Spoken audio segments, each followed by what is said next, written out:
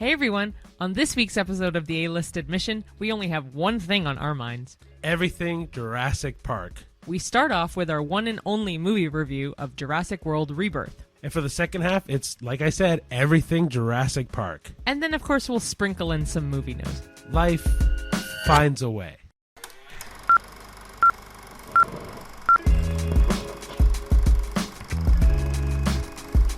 Hello everyone. Welcome to the A-List Admission podcast. So, depending on what intro I ended up putting on here, that'll be the second time you heard John Hammond say, "Welcome to blank." Yeah. It wasn't John Hammond, I can tell you that. I could not do that. I mean, but it is your favorite character. Yeah. Well, I have a lot of favorites Well, I'm referencing because in Yes. one of the funniest, I think, TikTok clips that we have when we started out was one of the most underrated characters that you love was John Hammond. And I'm like, what? It's true. But if you couldn't tell by the title and the intro and the official intro, it's all things Jurassic Park franchise. Yeah, because there was only one movie this week, and it was Jurassic World Rebirth. Yeah. So we both decided that it was a great time to do just a whole Jurassic Park recap review of every movie of the whole series. But first we'll go into some personal news that I brought this time. So for us, it's like every Saturday we both have off, and so we try to do something fun and entertaining. And so we decided this week we went to Wonderland. So if you don't know what that is, Canada's Wonderland. Yes. Yeah. Used to be owned by Paramount, but not now. It's owned by Six Flags. But yeah, so in the just outside of Toronto is Canada's Wonderland, and it's our only theme park that has roller coasters and stuff like that. In Ontario, I think. In Ontario, anyway. yes. But I would say it's fun. It's fun. It's just to me kind of pricey for what it is. Yeah. Yeah. The big roller coaster that's there is the Leviathan. Everyone talks about the Leviathan, loves the Leviathan, always has the biggest lines. Yeah, the one thing that lacks for me at Wonderland, and truthfully it's because I'm a bigger guy, and Universal does this very well, is they accommodate their larger modified seating. Yeah, they do they accommodate larger sizes way better. But even at Universal, not all of them are modified seating. Some of them I fit regularly.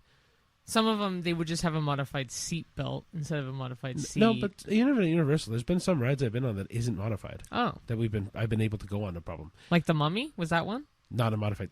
Oh, Yes. that one was modified. Oh, it was? No. There was a couple rides. I can't think of anything.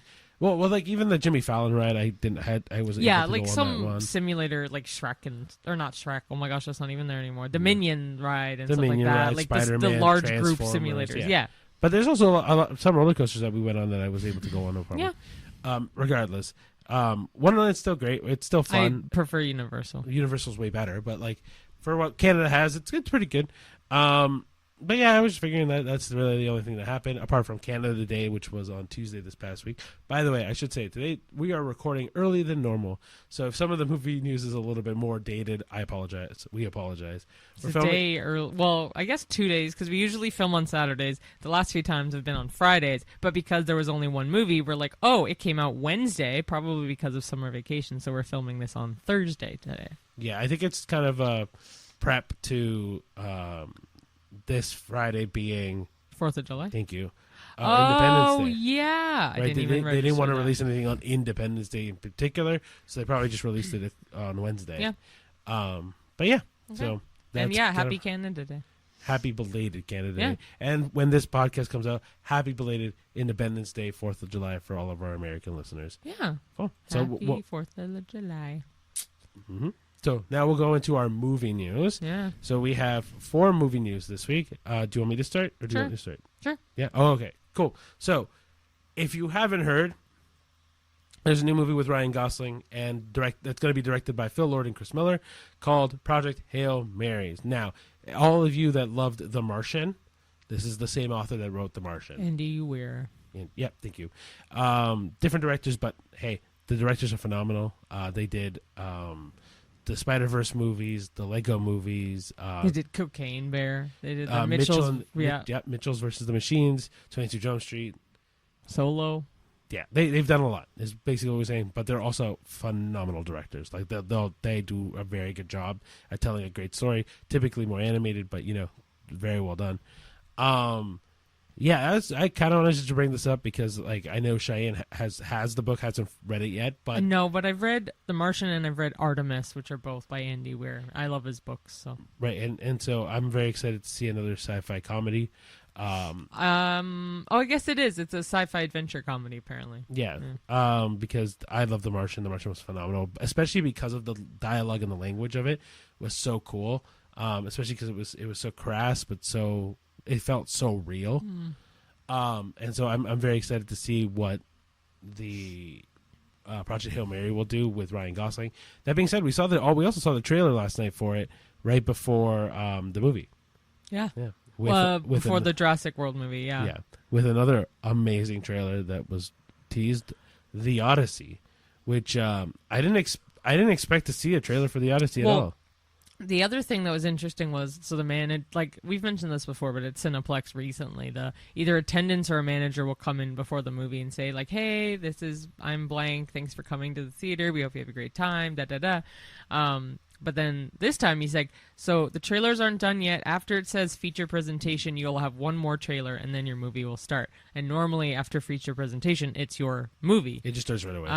So that was the trailer that was between feature and the actual movie. So yeah, that was The Odyssey. cool. It was cool. It was good to see. A teaser for sure. The only two people we saw really in it was Tom Holland and John Bernthal. Sorry.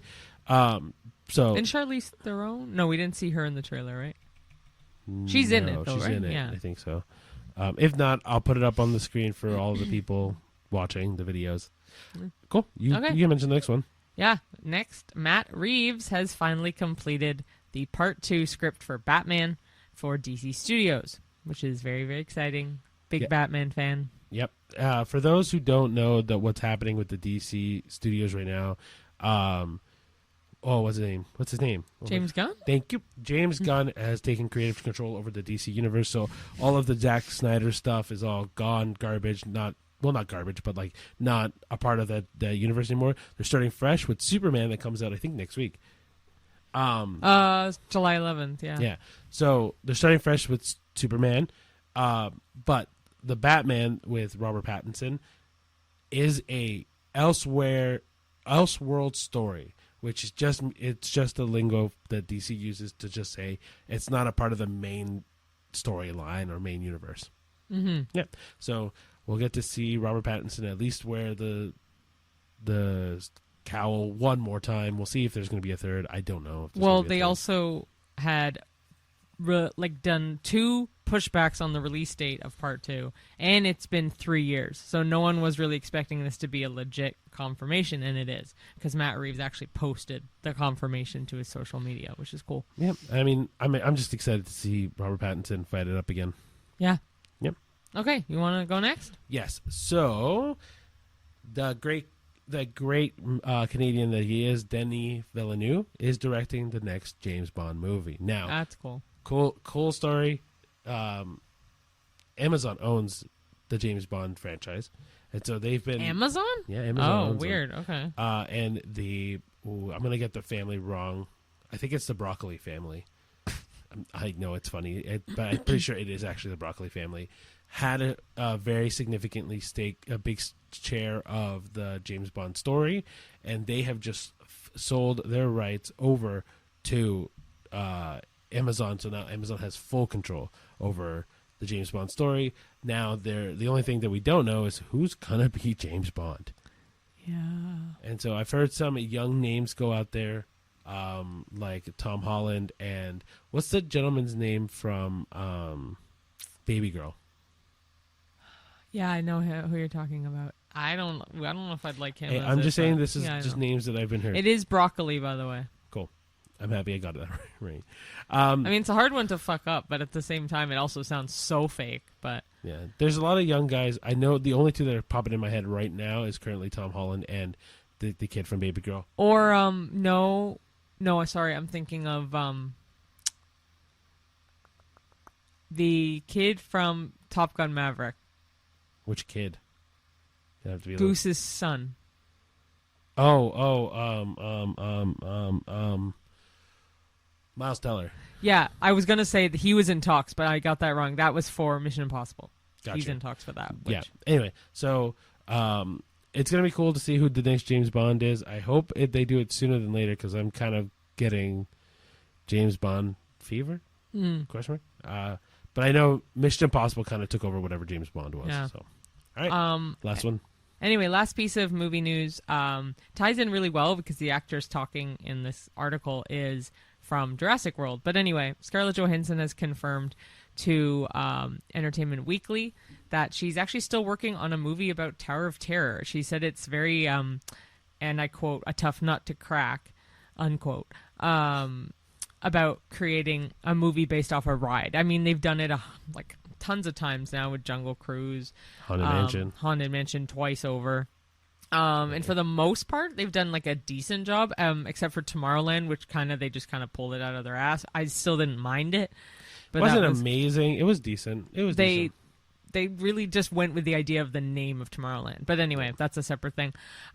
She said it's taking shape so far. Is she directing it? It must be. She's definitely producing it. It might be her story. Yeah.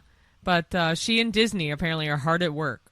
So, yeah, they're adapting it from the narrative from the 1994 Twilight Zone Drop Tower attraction. I was going to say, that's the thing that is kind of weird to me is, there's a whole thing on, but, the Twilight Zone. Isn't this an episode? Or is it just a thing that they pulled out of their ass and referenced the Twilight Zone from? Do you know? I don't know. Okay. Well, no, she said they are doing it from the ride, but the amount of info they really have on the ride is thin. So they're going with what they can. Fair. Okay. Well, but I feel like this could be almost like a Clue type thing because it's 5 people in an elevator on the ride that essentially die and get ghosted. Remember, into the ride? Sure.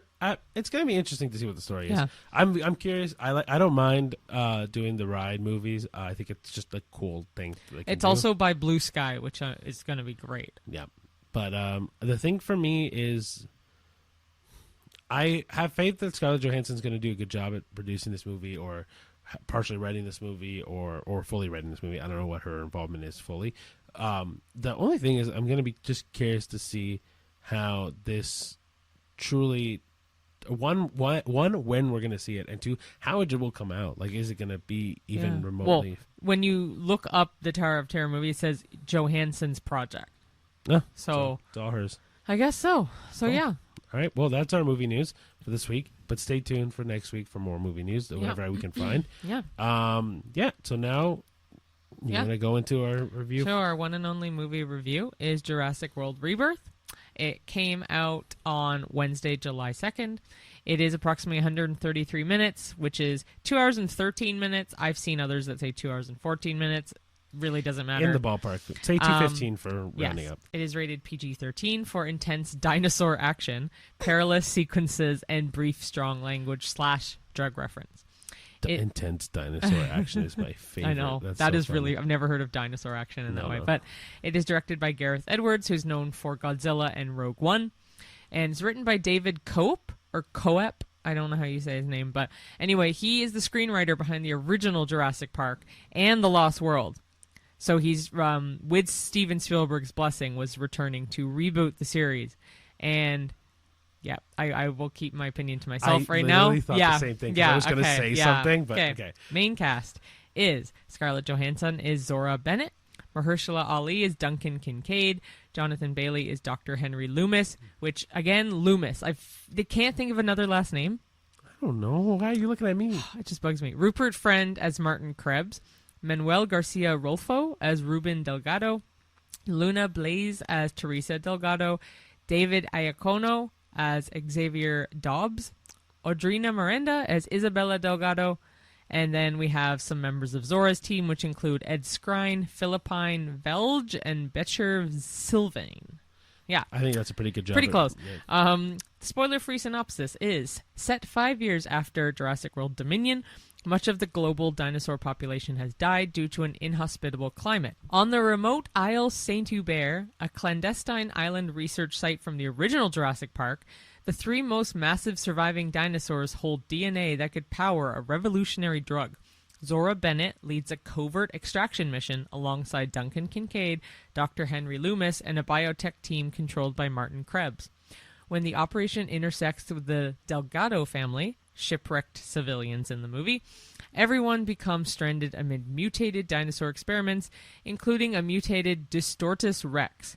What starts as a scientific extraction morphs into a desperate fight for survival. Dun dun dun. So the tone and style, it is an adventure-driven tribute, obviously, to Steven Spielberg.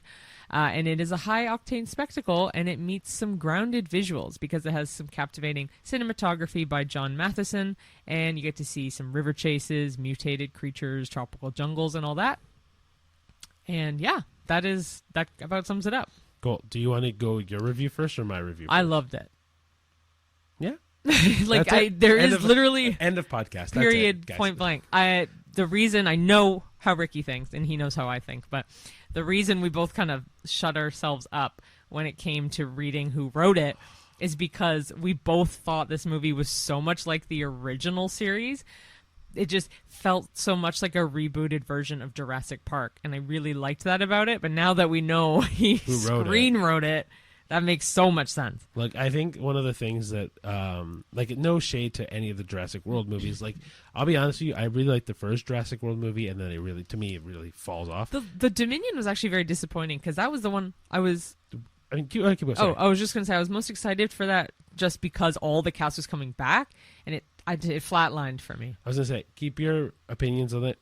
Like, no, you can say that one is in the trailer. The cast comes back. I'm gonna spoil the other 3 movies, or 6 movies, but like, just we'll get I see. Anyway, my point with this one was like, so apart from my opinions of the first Jurassic World movie, I thought ever since Jurassic Park 2, really, but like safely Jurassic Park 3 onwards, they've not lived up to the feeling of a Jurassic Park movie. This nailed it 100%. Whether we can talk about the cast, oh my gosh, everyone in the cast played their part truly to perfection. Like it felt so nuanced, it felt so real, it felt like every character really cared. All the people that I was really annoyed at, I really was annoyed at, but it felt like a Spielberg movie in that way. Like it felt like the people I hated. Like even if we talk about Jaws, because we talked about Jaws recently, like I hate the mayor, and I hate the mayor the same much as I didn't like Xavier for but not to spoil that. The boyfriend, yeah that doesn't spoil anything. It's just my opinion of Xavier for a bit. But this is very humorous too, this movie. It's funny in I mean, all Xavier the right does a ways. good job at being funny, but done in all the right ways. Right, but then there's that like touch of romance that isn't romantic. Like it just, man, it felt like such a warm feel good movie mixed with that horror. And Ricky has a big man crush on Jonathan Bailey right now. I mean, okay, so I'll talk about my man crush on Jonathan Bailey. And am I wrong? No, because he's fucking amazing. Like, so one. No, he's fantastic. I totally agree. It's just really funny how fangirl you get over Jonathan Bailey, I'll be honest, which I love. It's really so cute. I truly be honest with you. I've never watched Bridgerton, and I know that's where he started. Right? Oh, I didn't even know that. I only actually know him from Wicked. So then we'll get to Wicked, because then that's where I just found him. So Wicked, he's phenomenal. I think he's truly the best person they could have cast as Fiyero. But then finding out that he asked specifically for his horse in the Wicked movie to be from Bridgerton to be in the Wicked movie because he had a strong bond with him was brilliant. Yeah. But then we go into this movie. Like, I learned so much more about him in this movie than ever. He is a clarinet player, which, like, I am also at least an ex-clarinet player, so you could pick it up and play it. I want to learn it properly again, but anyway, that's irrelevant. So he's a really good clarinet player, and he had asked if he could watch the instrumental or like the orchestra play all the themes again, and then he got invited to play with them, and that for him, he said, oh, it was amazing, it was worth it while.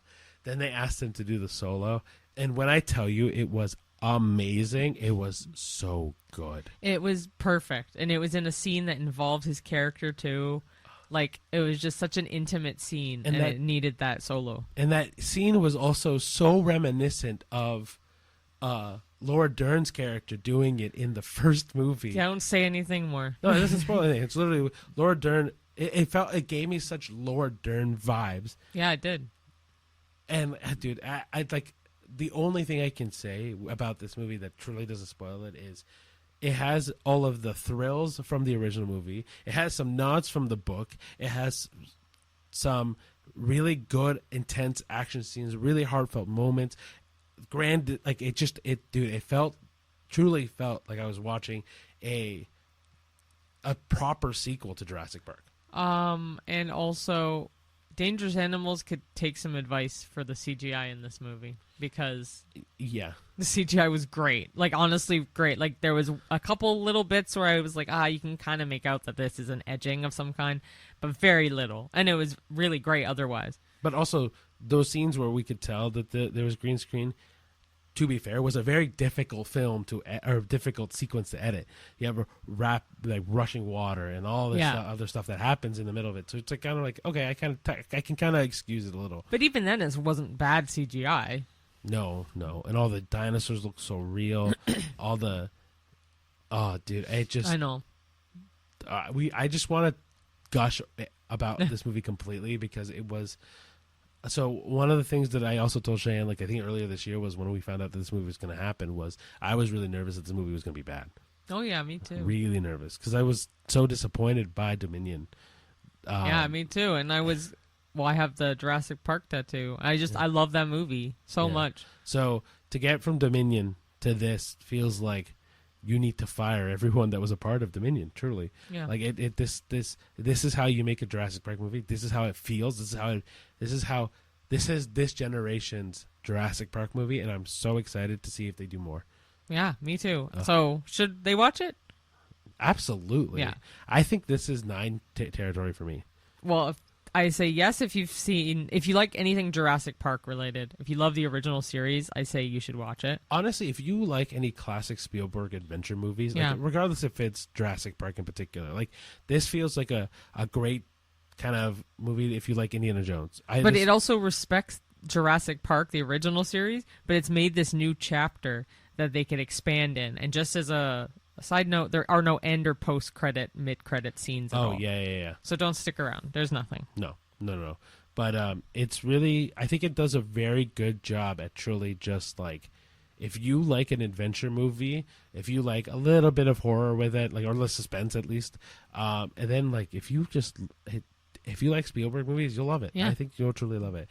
But like, just to get to my true review, this is a 9 for me. Like, I think I'd give it a 9 too. Like, this might, to me, break through a lot of movies that I really liked this year, but was struggling to put on the list. This is my at least top 3. This might be in my third. Remember, I didn't have a third. Yeah, now this is probably sitting at my third. To me, now, but I don't know my top one. This I would say is third. If we go by the list that we've been doing, which I like Better Man and I like Life of Chuck and I love this movie and I like a lot of other movies, I want to just go through the movies I really like. Yeah, I think yours will be Mickey 17. This beats that. Oh, I'm shocked. 100%. I'm very surprised. Because this felt so nostalgic in a way that wasn't truly nostalgic. Yeah. Right? Like, it felt so good. Like, this movie, I was so happy with it. We could go to the theater tomorrow and watch it again. Yeah. Or like right after this, I'd be like, oh, let's fucking go. Let's go. Right? Yeah, no, I agree. I would give it a 9. Also, our ratings are subject to change. By the end of the 100%. year, we'll probably do like one full recap episode about every movie we saw and give you our final rating. Actually, I'll present this to you for next week. Well, because there's no way we're going to fit this in this week, and we're not prepared for it. Next week, you know what we should do is we go from only the movies from January to June. We'll leave Jurassic Park out the of last it. 6 months. Yeah. We should do our top 5 from the first 6 months. Sure. And then that way we can go, okay, this is our top 5 from not including Jurassic Park, and then we're going to see Superman next week. So not including... Some in June. Yeah. But like not including those 2 movies, this is our top 5. Yeah. I think that'd be a great idea. So yeah, our one and only movie was a doozy. Honestly, it was so worth it. I'm really glad we got to see it. I'm really happy it was also the only movie this week because it got our full attention. Yeah, literally though. And that's why this episode is full of Jurassic attention because that was the first half. But the second half is going to be all about more Jurassic Park franchise, whether it's trivia, whether it's little synopses of the other movies. We'll kind of break it down. We'll give you the mini recaps of every other Jurassic movie. Yeah, cool. So we'll start with the recaps. We'll do one and one. So Cheyenne will read the first one. I'll read the second one. Oh, thank you. I was going to give it to you. Don't worry. Just a side note, in honor of the episode, I did put two things on our little table. Oh, yeah, we should start doing it up. Let me grab them. So first thing is one of my favorite mugs. I use it all the time for my coffee. But we got it at Universal Studios, or technically Islands of Adventure, but we got it in the Jurassic Park area. And if you can see it at all, it is Jurassic Park 30th anniversary. We got this in 2023.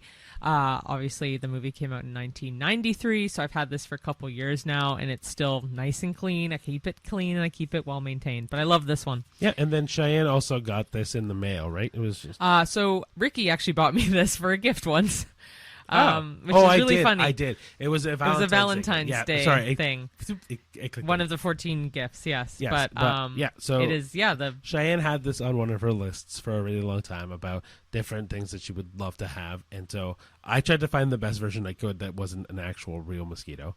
But she has the mosquito, the elephant mosquito. Yeah. That's an amber. Which, by the way, fun fact for those who don't know, elephant mosquitoes don't suck blood. Yeah. And I love this thing. And I like, actually, that it's flat. Not so much for display, but, like, that's kind of how I'd imagine it be on Dr. Hammond's staff, is flat. Well, that's what I was going to say, was that you can always put this on a staff one day. And it would work literally, oh, my gosh, don't. Oh, my gosh. But anyway, my tattoo, which I can take a photo of it. And it'll be on the screen now. It is the amber with the mosquito, and it also has a raptor claw, and it has some Barbasol shaving cream containers. If you know, you know. Thank you, Wayne Knight. Yeah, but that's one of my favorite tattoos, and it's so vibrant and so colorful, and I don't think it's ever had a touch up, which is amazing. So thanks to Tyler. Shout out Day Tripper Tattoo. You beat me to it. I was That's fine. I have more tattoos than you. I get to say it. Yes. I've been saying it the Shout last 2 out weeks. Tyler. Thank you again. As always. But yeah, these are my two little neat trinkets and tchotchkes that I have. I have many, but these are my favorites. All right, so yeah, those were the tchotchkes. Yeah. Those were the little trinkets for the Jurassic Park that we have.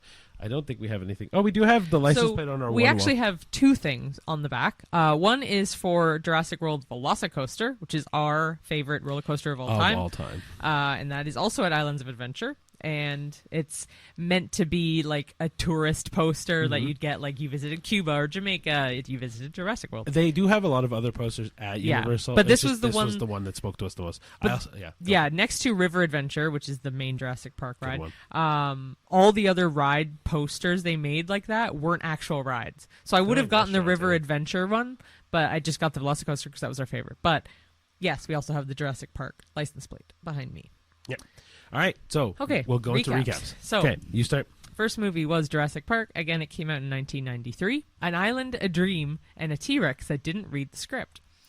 John Hammond invites a small group of scientists and a lawyer to preview his revolutionary dinosaur theme park. Thanks to genetic engineering, real dinosaurs walk the earth again.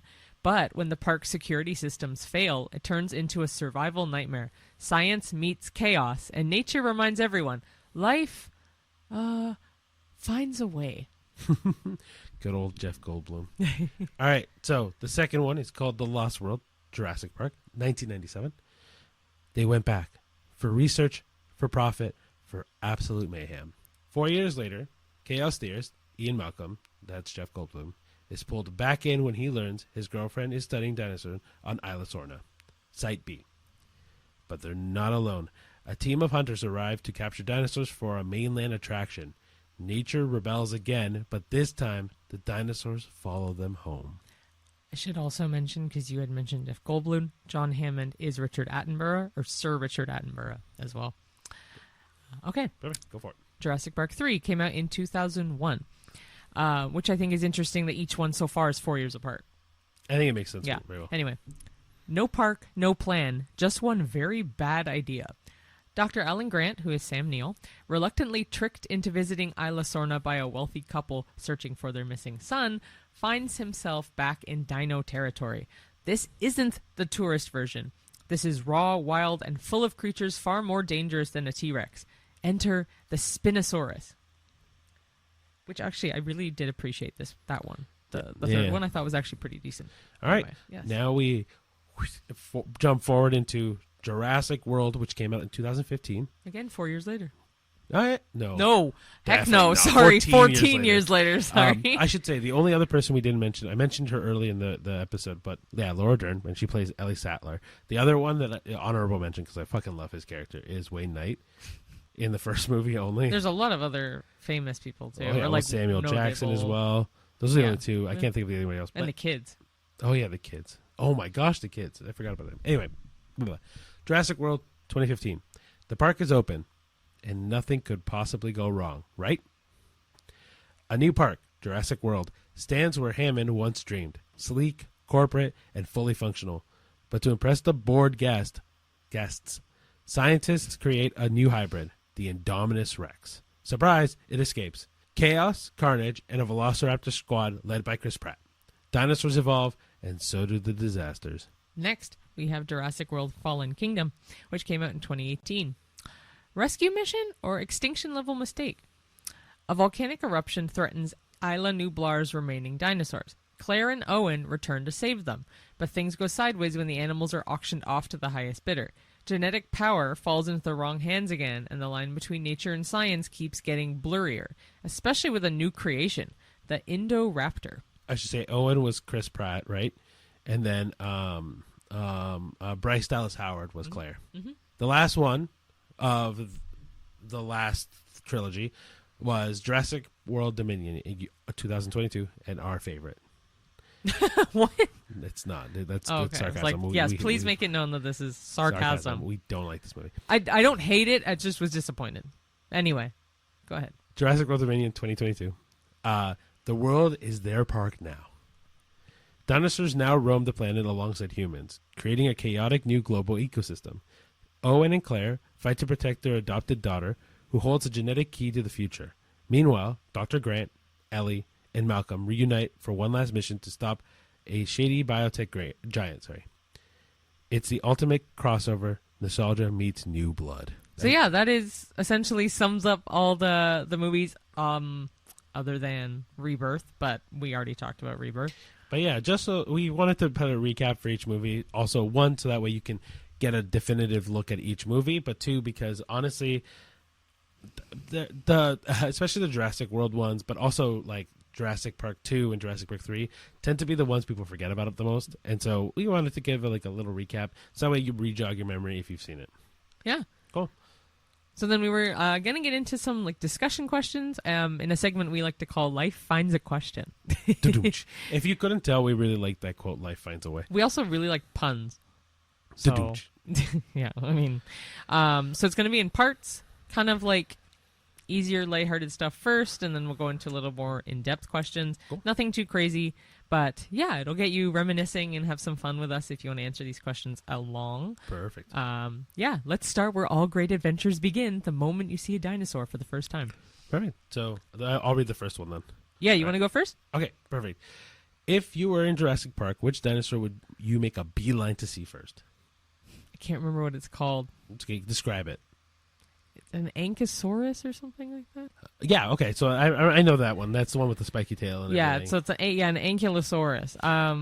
Only because when we went to a Jurassic World exhibition once, and it had a bunch of live dinosaurs, like the robotic kind. Really, really cool. But they also had a little baby Ankylosaurus, and I know it was fake. It was the cutest freaking thing. So I was like, oh, love it. So probably that, or a Brontosaurus.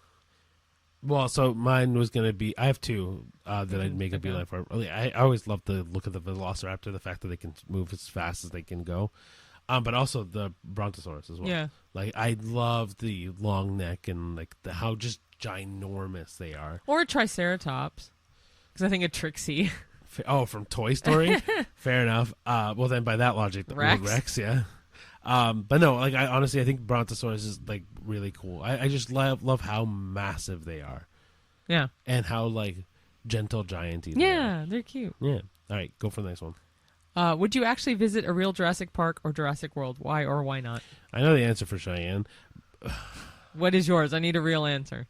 The science brain in me has to say yes. I'd love to go just because I would be so fascinated by it. Yeah. But I know it's going to go wrong. Okay. Mine is 100,000% yes, but it is not because of a science brain. I like danger in that way. So we talked about this before, but like the idea of just getting shot up in space and like not knowing what's out there, or like deep ocean, you can't see anything. I love that. Like I thrive off of that unknown danger. So this would be that. I would love it. So for me, with like the deep space things, I would love, but I have to know that there's a direction. Like if I'm going to Mars, Venus, whatever. I know obviously Venus is like a terrible decision, but like whatever. If we're going somewhere, then I'd be more compelled to go. If I'm just shot off into space, in drifting into space, that sounds like the scariest thing in the world to me.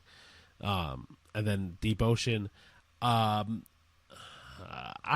don't mind the deep ocean. The thing for me, the deep ocean is like the further down you go, the more pressurized you have to go, and then it becomes a whole other can of worms that I'm not prepared to. But this is cool for me. Like I like the idea of going to go see dinosaurs like that have once lived in the world. Yeah. The only problem is you can never contain these things. No, not at all. Never will work. No. Question number 3. You're stuck on Isla Nublar for 24 hours. What 3 things do you bring to survive? Ooh, I like this question. That's easy. Pepper spray, bug spray, and iodine. Why pepper spray? Because it's the closest thing I could get to like on their eyes or something. I don't know. I would say pepper spray. Anyway, bug spray just because there's gonna be a lot of bugs, and iodine because if you put it in water, it will help like neutralize the water and like make it clean to drink. Or you can just boil the water. Yeah, where's the electrical outlet? You can make a fire? I'm not making a fire. I don't know how to do that. So then my 3 was I like the bug spray idea. Great decision. My Especially second the mosquitoes. Yeah, my second one was actually going to be like a flint starter, like a fire starter like that. Ah. And then my third one was going to be a like camouflaged blanket, so like a camo blanket, like that blanket that just. I would just make one out of leaves or something. Yeah, you could, but you can make a. But then it'd be dirty, and I would just leave it there because I wouldn't want to do the laundry. Yeah, but this is like if we're stuck there for 24 hours, that'd be a good like hide thing. Okay, which character from the franchise would you want as your survival buddy? Ooh, I think honestly, Alan. Oh, Dr. Grant. Yeah. Him or Owen? I mean, Dr. Hammond, sure, because he created the park, but Owen. Maybe Owen. I'm going to say Owen because he's... Yeah. That was the only He's other like a person. modern-day Dr. Grant, so... Yeah. Those were the 2 that I was battling with anyway. Yeah. I thought for a second, not going to lie, for Ian Malcolm, but he's so... Nonchalant, I know. Not nonchalant. He's so, like, pessimistic. Yeah. And then 5, if you had to replace a dino with any animal to make it more tourist-friendly, what would it be? A sloth. That's so funny. Yeah, that's valid. Or a panda. I think like just a really chill animal. Like a red panda. Tourist friendly. That makes me think of a zoo. True, but I'm trying to think of like keeping it in like the badass kind of territory.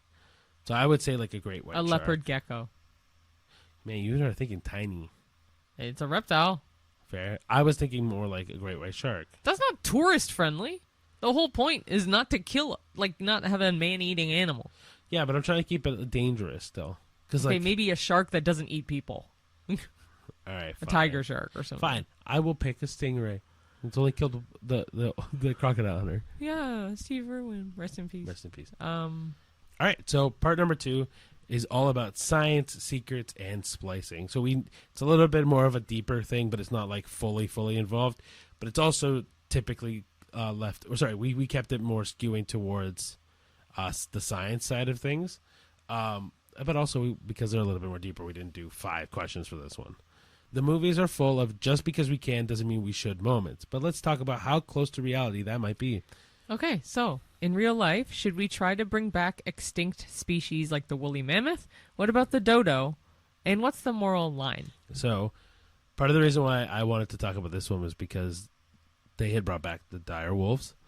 Yeah. And they're trying to bring back the dire mouse and try to doing... What's a dire mouse? Or not dire mouse, sorry, woolly mouse. Woolly...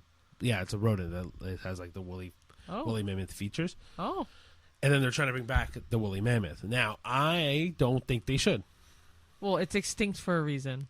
Yeah, I think the thing that I think with bringing back these animals is like if we talk about it in a science perspective in ecosystems, like you've created, especially with the dire wolves, you created a predator now with no one to attack it, right? Like nothing's going to kill it now, so it's going to breed and spread and become this like overwhelming force that is now killing your prey animals, like your deer, like your rabbits, stuff like that, right? Yeah, but it's like the great circle of life at that point. Like they die for a reason. 100%. But that's kind of what I'm touching on, right? It's like, oh shit, like now you've created this problem where you've created a predator with nothing to treat it like a prey, right? And then on a moral line of it, it's like Cheyenne said, like why are we putting animals through this? Why are we putting creatures through this? Like this is like it's natural selection as well. True. Like that, they just shouldn't do it.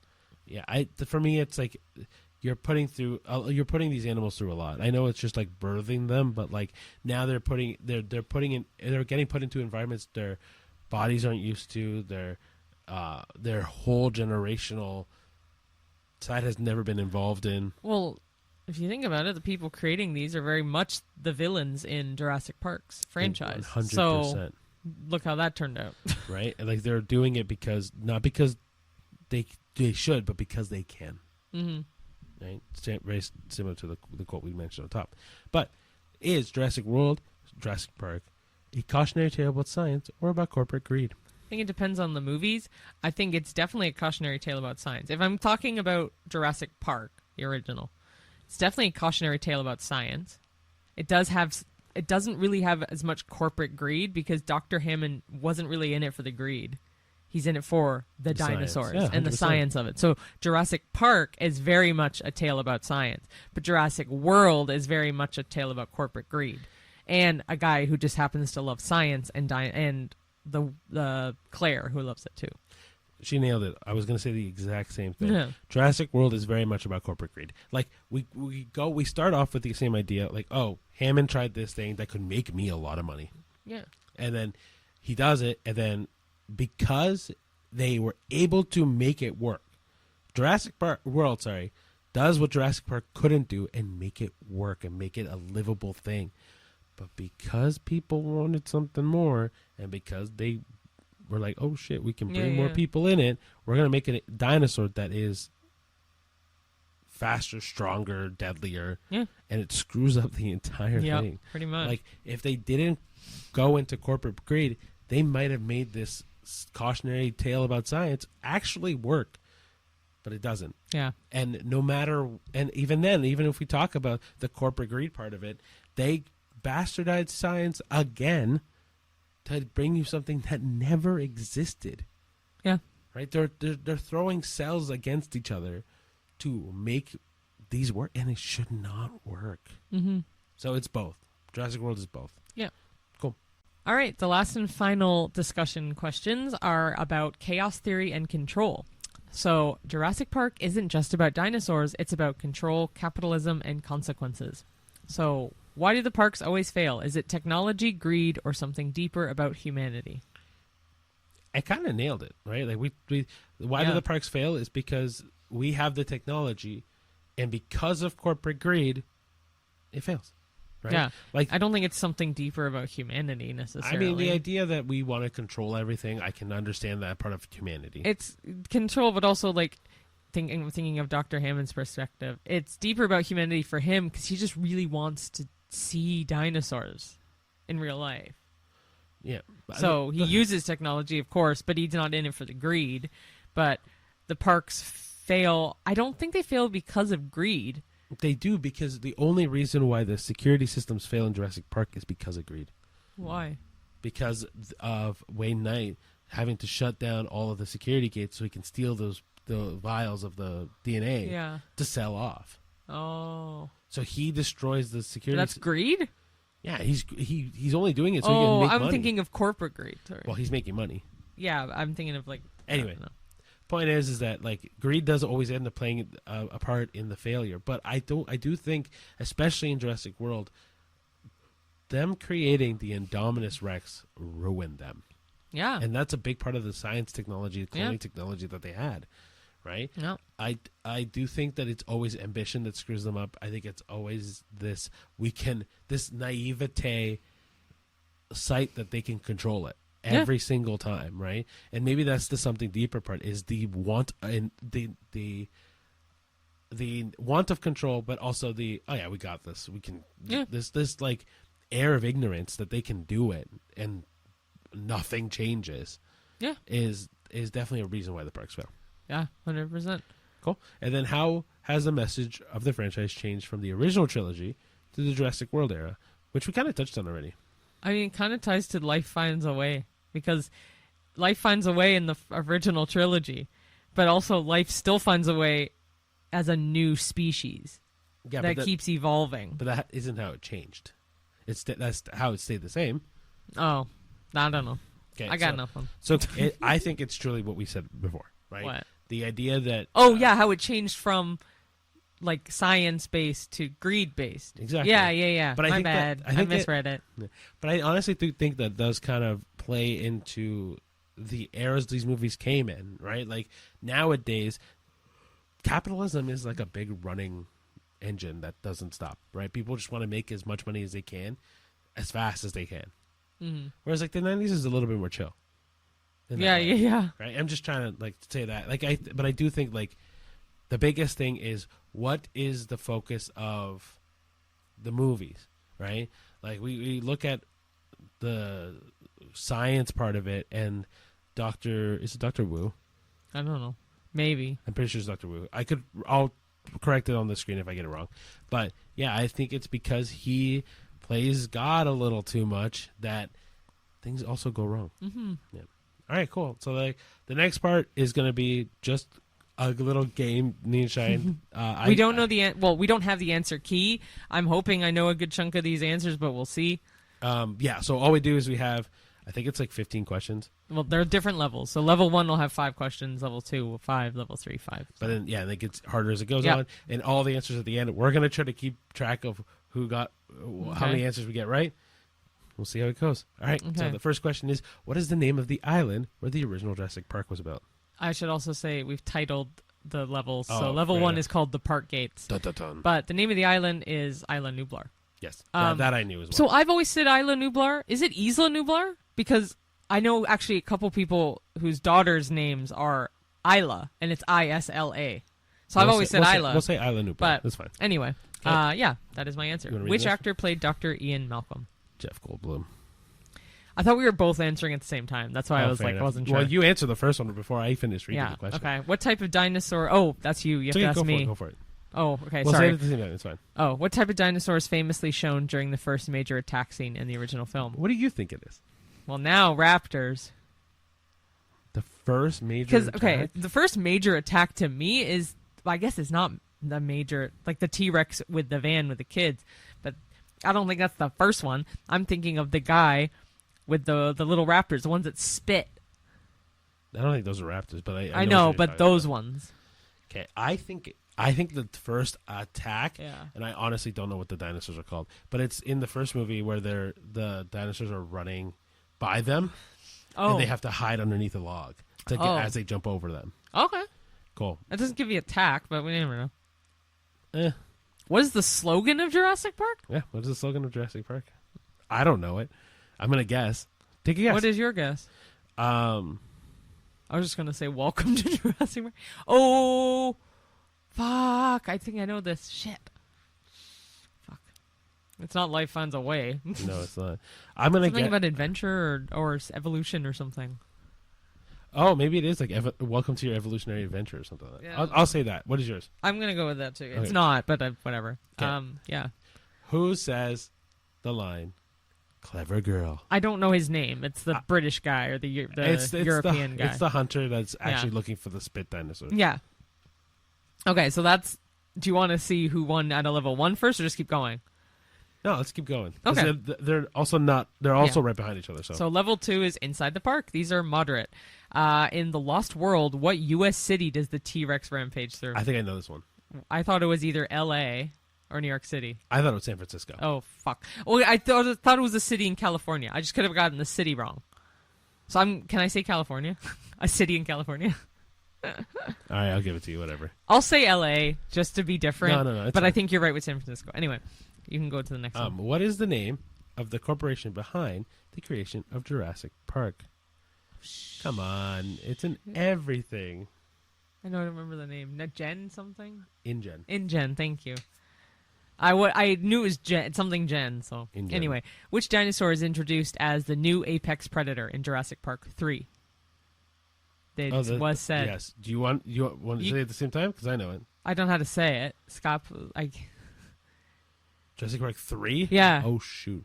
Yeah, Scarosaurus or something. And that's the Spinosaurus. Spinosaurus, that's it. Thank you. In Jurassic World, what is the name of the genetically engineered hybrid dinosaur? We know this one. Indominus Rex. Boom. Okay. What item of clothing? I'm just going to keep talking. Sorry. So what item of clothing does Dr. Grant famously hate, but eventually wears in Jurassic World Dominion? He famously hates? Oh, my gosh. Yeah, it's not his hat. Does he hate his hat? Does he hate his hat? I don't think he hates his hat. It's not sunglasses, because he wears those. Is it a watch? I didn't think it was a watch. But he wears a hat, no? Or does he hate wearing a hat? I'm going to go with hat. I'm pretty sure he wears a hat. I think it's an old man thing. Glasses. I'm going to guess glasses. Like just a pair of glasses. Oh, but it's like item of clothing. That's why I wasn't sure. Okay. It also could be like a t-shirt or something. I don't know. Enough. Level 3 is the genetic code. For hardcore fans only. All right, so number 11. Oh, this is going to suck for both. Go ahead. Oh, my gosh. Yeah, no, go ahead. What is the full name of the character played by Laura Dern, which we actually looked up before earlier, this whole thing. But it's Ellie Sattler. Yeah. Which animal's DNA was used to fill the gaps in the dinosaur genomes? It's an elephant mosquito. No? No. Oh. What was what animal in the real world?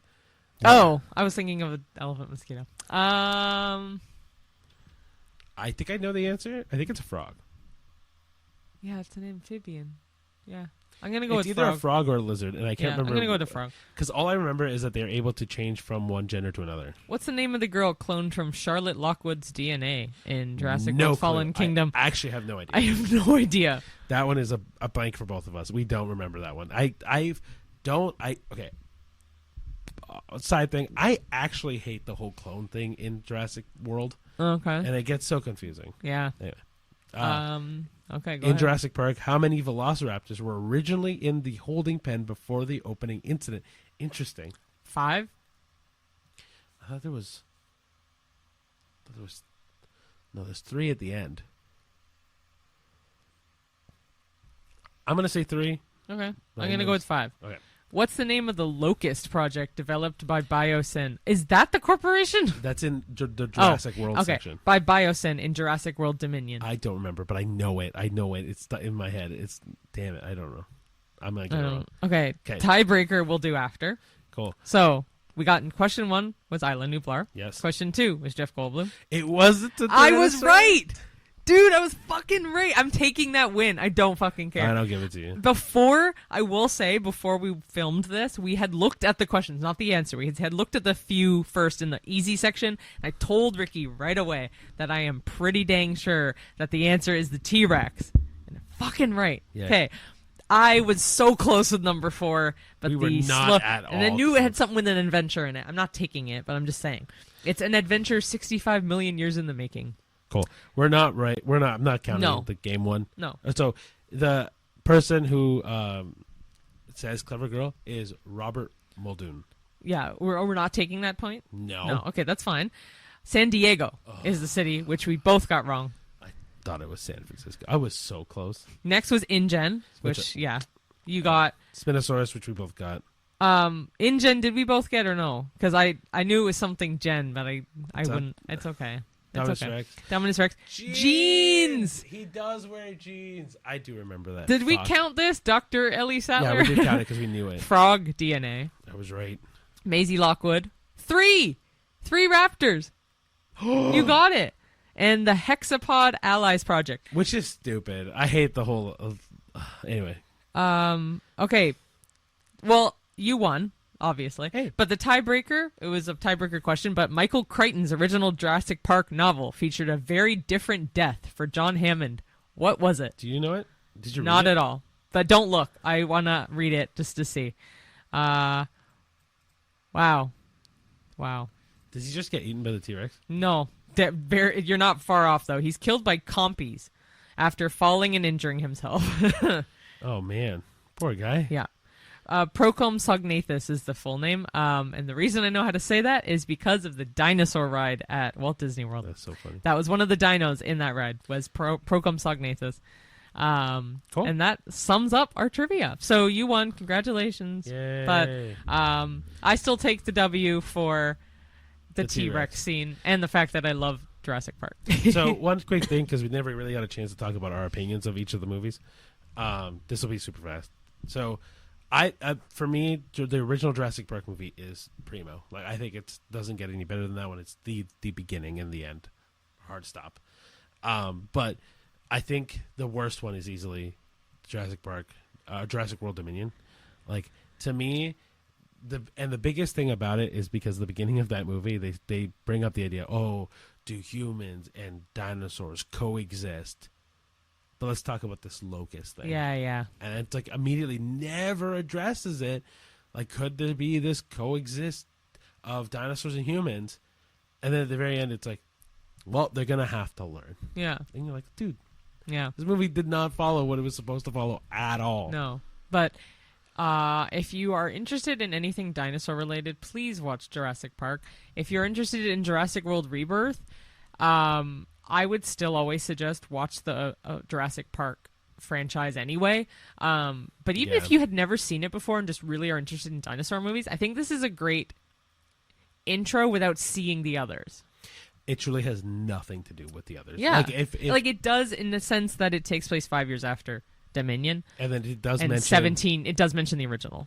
And it does also mention Dr. Alan Grant in it. Yeah. But like, just like in passing. But like, honestly, if you were like, I don't want to waste time watching 6 movies, I fully understand you jumping in now. Yeah. Yeah. Cool, guys. So thank you so much for listening to our Jurassic Park podcast. But Yeah. yeah, if you want to follow along on all of our other social media, you got it. We got X, we got Facebook, we got Instagram, we got someone said Twitter twice again. Threads, we have Letterboxd, we have TikTok, Instagram, YouTube, Yep. Spotify, Apple Podcasts, wherever you get your podcasts. Yep. Yep. Short form content is on Instagram, YouTube, and TikTok, and eventually on X and Threads and Facebook. Yeah. And I had a really fun time doing a bunch of stuff about dinosaurs. Yeah. I mean, honestly, this is kind of like the perfect scenario of every episode that we would do. Like, the second half is always going to be geared towards whatever movie we're talking about. But yeah, guys, one other thing that we want to mention. Oh, yeah. I mean, we haven't said this actually for a little while, but these are all of our opinions. If you agree or disagree with them, please let us know. We want to hear. We want to see. We want to engage with our fans. Yeah, like, comment, subscribe. Rate us any stars you like on Spotify. However you feel that we're deserving of a rating, rate us. Exactly. And always share these with your friends, family, enemies, and coworkers. And hit the notification bell if you want to get any notifications about our YouTube videos and audio versions of the podcast as well. Yep. And as always, thank you so much for watching, and we'll see you at the movies. See you there. Bye.